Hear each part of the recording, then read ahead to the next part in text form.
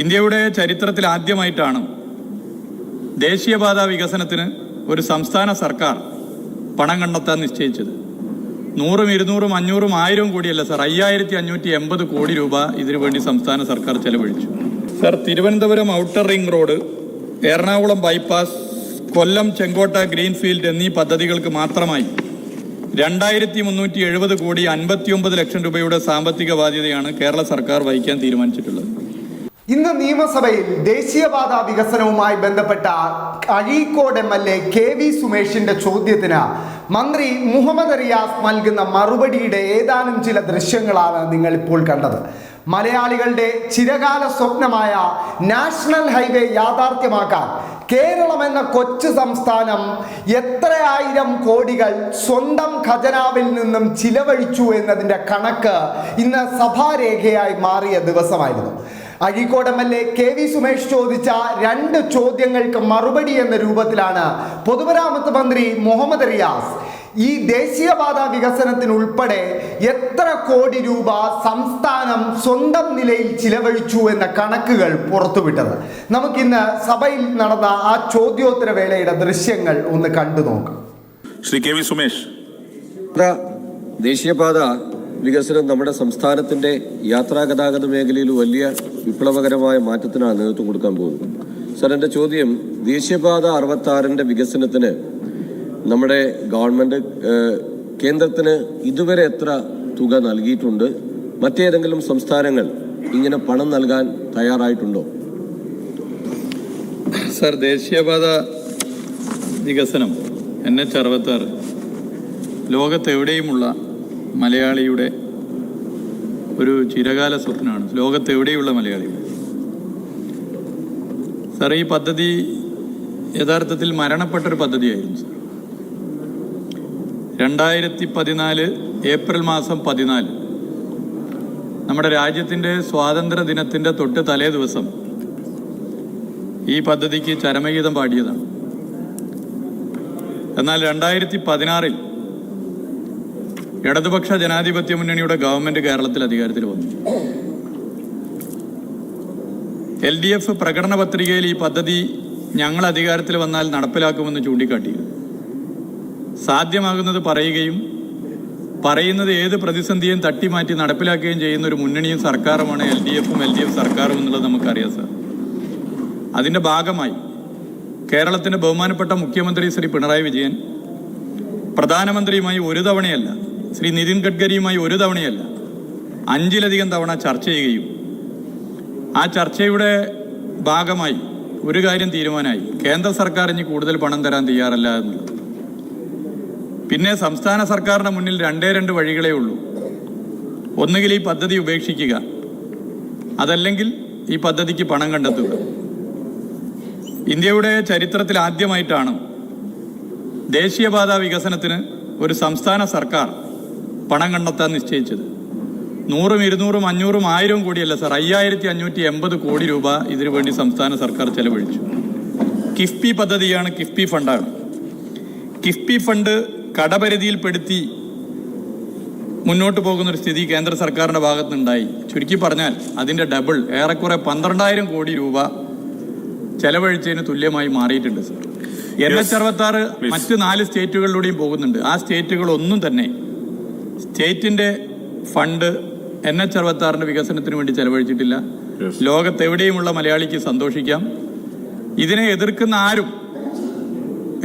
ആരും ഒരു തരത്തിലും ഈ നാട് ആഗ്രഹിക്കുന്ന സ്വപ്ന പദ്ധതി യാഥാർത്ഥ്യം ആകാൻ വേണ്ടി നാട് ആഗ്രഹിക്കുമ്പോൾ അതിനോടൊപ്പമല്ല നിൽക്കുന്നത്. അതുകൊണ്ട് ഇതിനെ എല്ലാവരും ഒരുപോലെ പിന്തുണക്കേണ്ടതാണ്.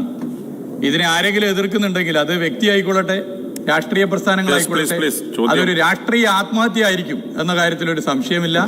2025 ഡിസംബറിൽ ലോകത്തെവിടെയുമുള്ള മലയാളിയുടെ ചിരകാല സ്വപ്നമായ കാസർഗോഡ് മുതൽ തിരുവനന്തപുരം വരെയുള്ള 45 മീറ്റർ 6 വരി യാഥാർത്ഥ്യമാക്കാനാകുമെന്നുള്ള സന്തോഷ വിവരം ഈ സഭയെ അറിയിക്കാൻ ഞാൻ ആഗ്രഹിക്കുകയാണ്. സാർ, ദേശീയപാത 66 കൂടാതെ നമ്മുടെ സംസ്ഥാനത്തെ മറ്റേതെല്ലാം ദേശീയപാതകൾക്കാണ് നാം സാമ്പത്തികമായ ഉത്തരവാദിത്തം ഏറ്റെടുത്തിരിക്കുന്നത് എന്ന് വിശദമാക്കാം. Sir, Thiruvananthapuram outer ring road, Ernakulam bypass, Kollam Chenkotta greenfield എന്നീ പദ്ധതികൾക്ക് മാത്രമായി 2370 കോടി 59 ലക്ഷം രൂപയുടെ സാമ്പത്തിക ബാധ്യതയാണ് കേരള സർക്കാർ വഹിക്കാൻ തീരുമാനിച്ചിട്ടുള്ളത്. എറണാകുളം ബൈപ്പാസ് NH 544, കൊല്ലം ചെങ്കോട്ട ഗ്രീൻഫീൽഡ് NH 744 എന്നീ 2 പാതാ നിർമ്മാണങ്ങൾക്കായി 741 കോടി 35 ലക്ഷം രൂപയുടെ സാമ്പത്തിക ബാധ്യതയാണുള്ളത്. ഔട്ടർ റിംഗ് റോഡ് നിർമ്മാണത്തിനായി 1629 കോടി 24 ലക്ഷം രൂപയുടെ പാക്കേജ്, ഭൂമി ഏറ്റെടുക്കലിന്റെ 50% തുകയായ 930 കോടി 41 ലക്ഷം രൂപ സംസ്ഥാന സർക്കാർ വഹിക്കുകയാണ് സർ. ഈ തുക കിഫ്ബിയിൽ നിന്നും അനുവദിക്കും. സർവീസ് റോഡ് നിർമ്മാണത്തിന് 477 കോടി 33 ലക്ഷം രൂപയും സംസ്ഥാന സർക്കാരാണ് വഹിക്കുന്നത്. ഈ തുക സംസ്ഥാനം 5 വർഷത്തിനകം നൽകും.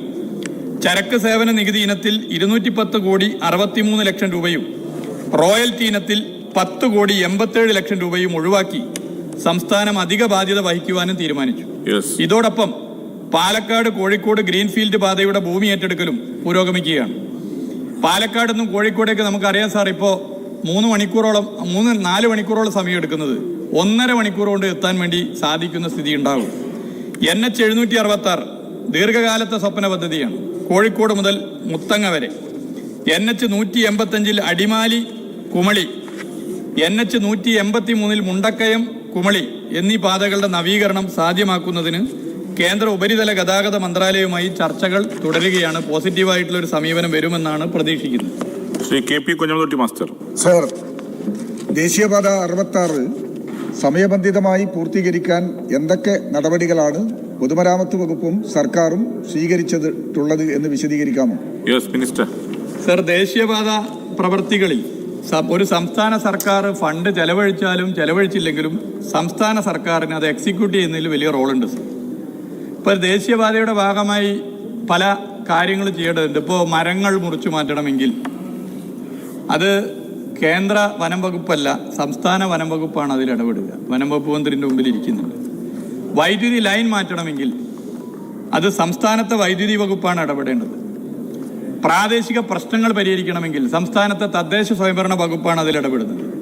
ഭൂമി ഏറ്റെടുക്കൽ NH 66 മാതൃകാപരമായി ഭൂമി ഏറ്റെടുക്കൽ നടന്നു. അത് സംസ്ഥാനത്തെ റവന്യൂ വകുപ്പാണ് ഇടപെടേണ്ടത്. മെറ്റീരിയലുകളുടെ ആവശ്യകതയുമായി ബന്ധപ്പെട്ട പ്രശ്നങ്ങൾ സാർ, അത് സംസ്ഥാനത്തെ വ്യവസായ വകുപ്പാണ് ഇടപെടുന്നത്. ഇതിനൊക്കെ ഒരു പ്രോപ്പർ കോർഡിനേഷൻ വേണമെന്നുള്ളതാണ് പ്രത്യേകത. NH 66 ഉൾപ്പെടെ ദേശീയപാത വികസനത്തിന്റെ പ്രോപ്പർ കോർഡിനേഷനിൽ ഇന്ത്യയിൽ ഏതൊരു സംസ്ഥാനത്തിനും മാതൃകയാക്കാവുന്ന ഒരു സംസ്ഥാനമുണ്ടെന്ന് ഹിന്ദു പത്രം ചൂണ്ടിക്കാട്ടി സാർ. ആ സംസ്ഥാനത്തിന്റെ പേര് കേരളമാണ്. ആ സംസ്ഥാനം കേരളത്തിന്റെ ബഹുമാനപ്പെട്ട മുഖ്യമന്ത്രിയുടെ നേതൃത്വത്തിൽ വിവിധ വകുപ്പുകളെ ഏകോപിപ്പിച്ച് ഇടയ്ക്കിടെ യോഗം ചേരുന്നു സാർ. എല്ലാ 2 മാസത്തിലൊരിക്കലും മുഖ്യമന്ത്രി തന്നെ ഇതിൽ യോഗം നടത്തുന്നു. പൊതുമരാമത്ത് വകുപ്പ് എന്നുള്ള നിലയിൽ എല്ലാ 2 ആഴ്ചയിലും ഇതിൽ ഏതെങ്കിലും ഒരു സ്ട്രെച്ചിന്റെ യോഗം നടത്തുന്നു സാർ. കാസർഗോഡ് മുതൽ തിരുവനന്തപുരം വരെ ഇവിടെ ഇരിക്കുന്ന ഭരണകക്ഷി ബെഞ്ചിലുള്ളവരും പ്രതിപക്ഷ ബെഞ്ചിലുള്ളവരും നിരവധി രാഷ്ട്രീയ സംഘടനാ പ്രവർത്തനങ്ങളുടെ ഭാഗമായി കാൽനട ജാഥയിലും വാഹന ജാഥയിലും പങ്കെടുത്താണ് സാർ. ഞങ്ങൾ കാസർഗോഡ് മുതൽ തിരുവനന്തപുരം വരെ NH 66 യാഥാർത്ഥ്യമാക്കാൻ ഓരോ ഫീൽഡിലും പോകാൻ നിരവധി തവണ സഞ്ചരിച്ചിട്ടുണ്ട്. ഫീൽഡിൽ പോയിട്ടുണ്ട്. MLA-മാരുമായി ചർച്ച ചെയ്തിട്ടുണ്ട്. ബഹുമാനപ്പെട്ട പ്രതിപക്ഷ നേതാവ് ഇവിടെയുണ്ട്, ഉപനേതാവുണ്ട്, മറ്റ് പ്രധാനപ്പെട്ട ആളുകളുണ്ട്, നമ്മുടെ സംസ്ഥാനത്തെ മന്ത്രിമാരുണ്ട്, പ്രധാനപ്പെട്ട നേതാക്കന്മാരുണ്ട്. അവരുടെയൊക്കെ മണ്ഡലങ്ങളിലൂടെ ഇത് പോകുന്നിടത്തൊക്കെ തന്നെ പോസിറ്റീവായി പോയിട്ടുണ്ട് സാർ. മറ്റ് ചില ന്യായമായ പ്രശ്നങ്ങൾ ജനങ്ങൾ മുന്നോട്ട് കൊണ്ടുവരുന്ന പ്രശ്നമുണ്ട് സാർ, വളരെ ന്യായമായ പ്രശ്നം. ആ പ്രശ്നങ്ങൾ പരിഹരിക്കാൻ വളരെ ആത്മാർത്ഥമായി തന്നെ ഇടപെട്ട് പോകുന്നുണ്ട്. അത് തുടരാം. ആ നിലയിൽ തന്നെ നമുക്ക് മുന്നോട്ട് പോകാം. ശ്രീമതി ദലീമ.